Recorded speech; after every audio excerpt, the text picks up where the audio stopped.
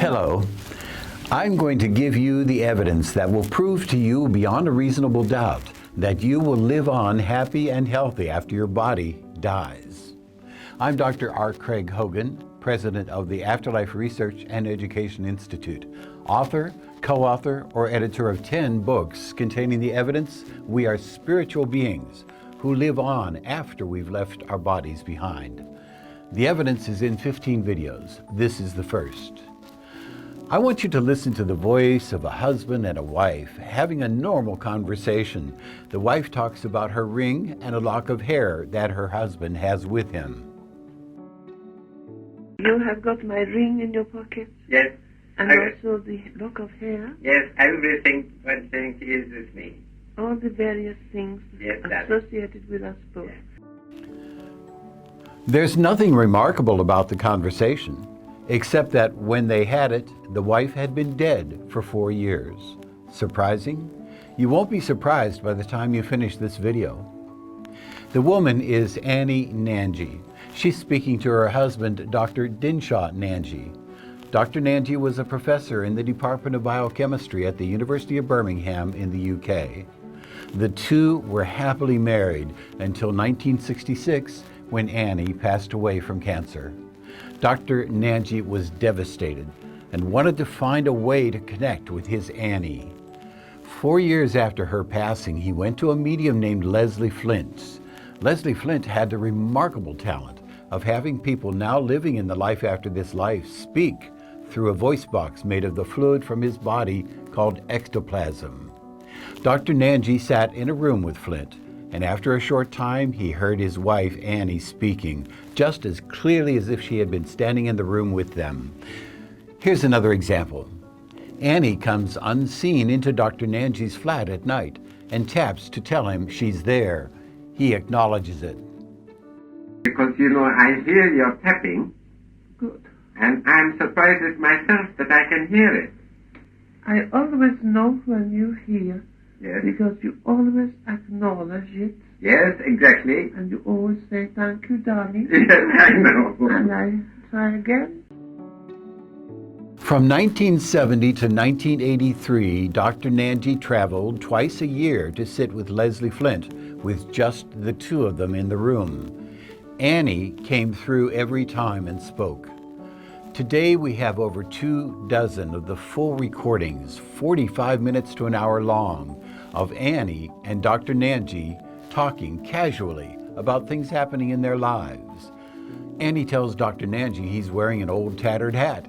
She wants him to get a new one. I don't like to part with anything which you bought. I know, but you are wearing all those old hats, Yes, and I think you could do with a new hat. yes. I notice that you keep wearing the same old hat, and I think it is time you have a new one, so you can buy yourself a new hat and say that I bought it for your Christmas present. Thank you. Annie is with Dr. Nanji unseen much of the day. She talks with him about his clothing, his apartment, where he goes for dinner, and many other trivial things. What her words show is that Annie is very much alive at the time. She has her same personality, wit, voice, and memory of their lives together. She knows what Dr. Nanji is doing right then. She wants Dr. Nanji to put up pictures in a special position in the flat. I don't have to tell you. I am with you constantly. Yes, darling. Every day I come and spend some time with you, Yes. especially in the evening Yes. when you are quiet Yes, darling. in the apartment. Yes, darling. Everything is very much the same. You have not altered anything very much. No, darling. And you're going to put the pictures over the bed, Yes, darling. just as we would wish, huh? Yes. At the next session, 6 months later, she remarks that she loves the pictures. I am so thrilled with the pictures. Yeah. You have got them in a very good prominent Yes. position. Yes. And sometimes you see the light around them, Yes. the light around the pictures. Yes, I do. Good. I do little things, to try to tell you I am there. Yes. Little things, Yes, I know. and things, Yes. Flint and Dr. Nanji are sitting in the dark because the voice box can't form in the light. So is it fraud? Is Flint taking advantage of Dr. Nanji? Hardly.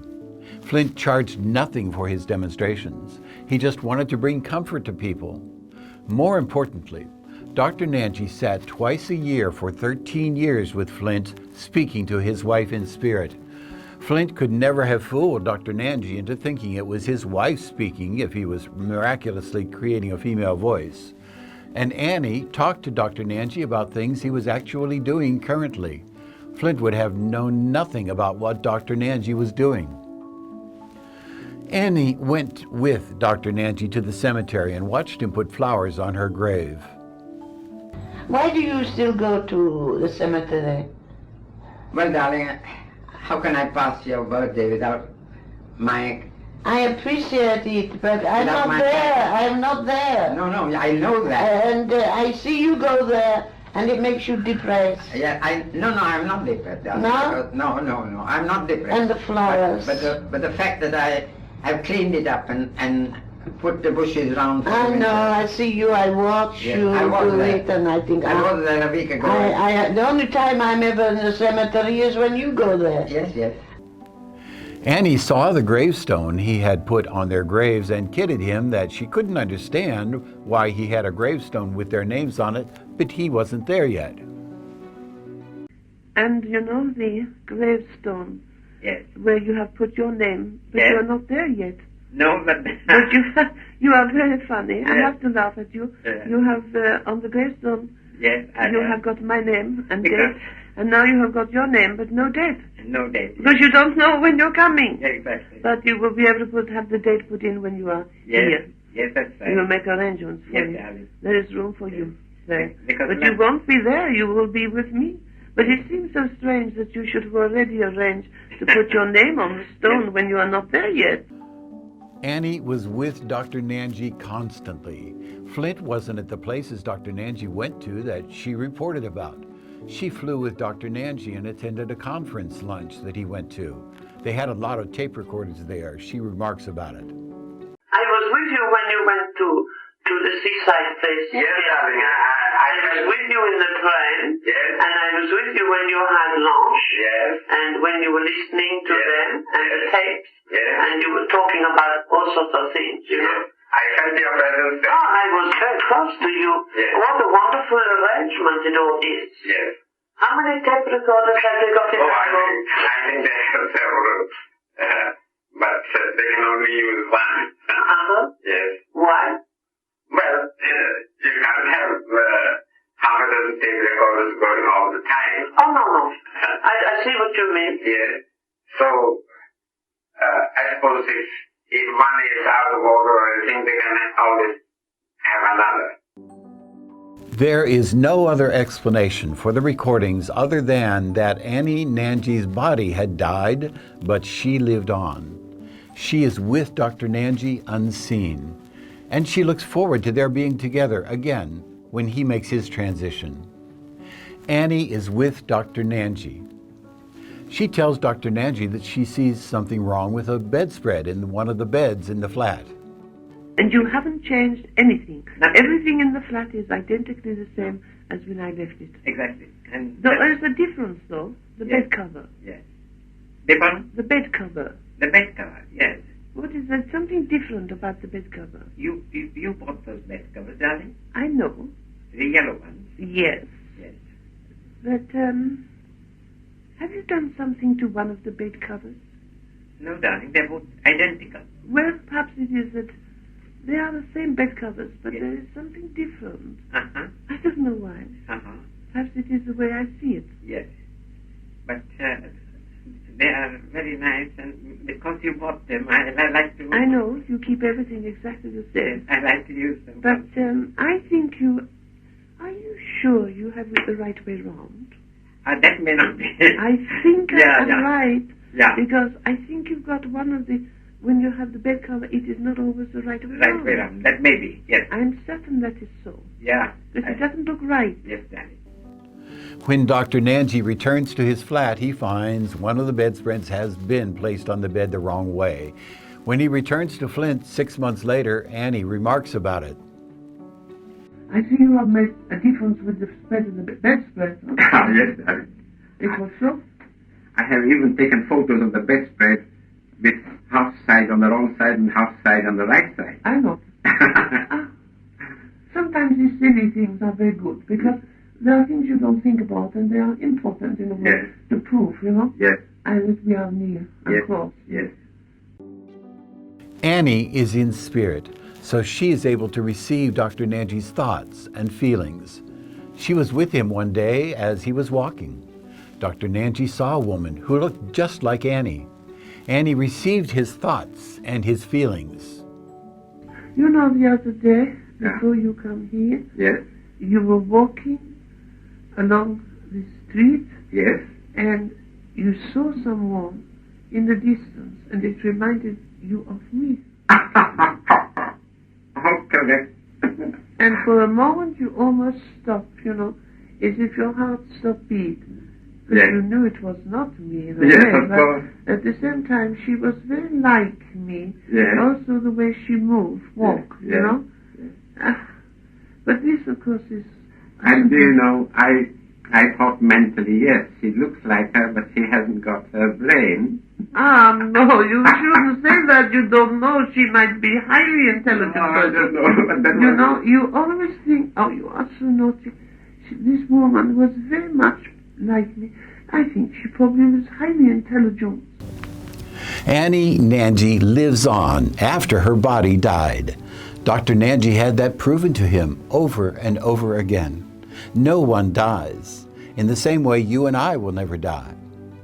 Flint was tested dozens of times by skeptics, scientists, magicians, the Society for Psychical Research, and all manner of individuals. He was strapped to his chair by his arms, legs, and torso.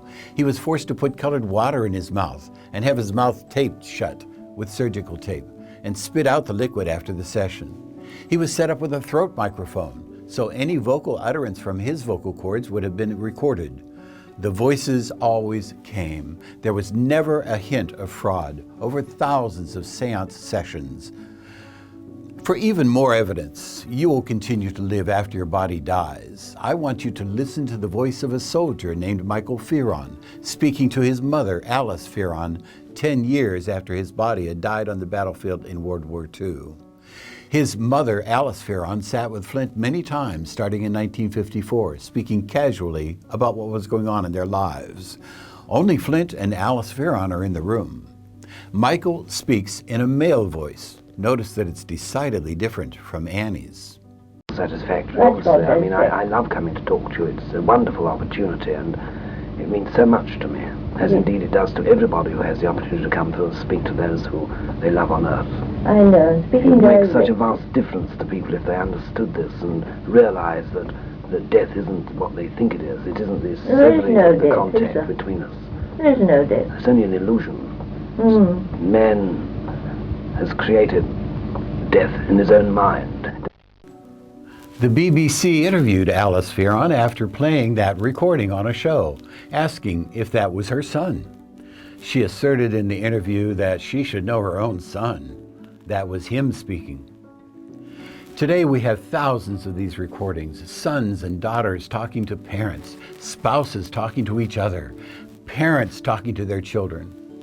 Only a person living in the life after this life could carry on the extended personal conversations, and they happened repeatedly. That was the case with Douglas and Ira Conacher. Douglas and Ira had married later in life. Douglas was 58 when they married, Ira was 39. Douglas transitioned before Ira in 1958. Ira came to Leslie Flint in 1965 to communicate with Douglas. She met with Flint 40 times between 1965 and 1967, happily speaking about their lives together. In this recording, Ira begins by asking Douglas if he made a light appear in her room the previous night. Was that your light I saw last night? Yes, I'm wondering if you do see as much as I hope you do. I tried to attract your attention in various ways, and I felt sure, the other evening, I felt sure you realized I was there. You do see my presence if you don't see me. Yes. Sometimes during your sleep you come here and we're together. Yes. Together a great deal in there. Really? I wish I could remember. I have occasionally remembered. Yes. Then you decided to stay as you are, or what? Are you thinking of making any change? Well, you told me to remain where I am at the moment. Yes, that's what I think. I think we well advised to stay put, not to make any change for the moment. I don't think it could be much point in it. It's a good idea to do anything drastic. Yeah. Maybe it's, Well, I have so many interests. I don't know. Yes. Darling, I haven't asked after your favourite cat lately. Huh? Very well. How's he getting on? Fine. You know, I do love my animals. Yes. You did love that cat very much. As much as I love you.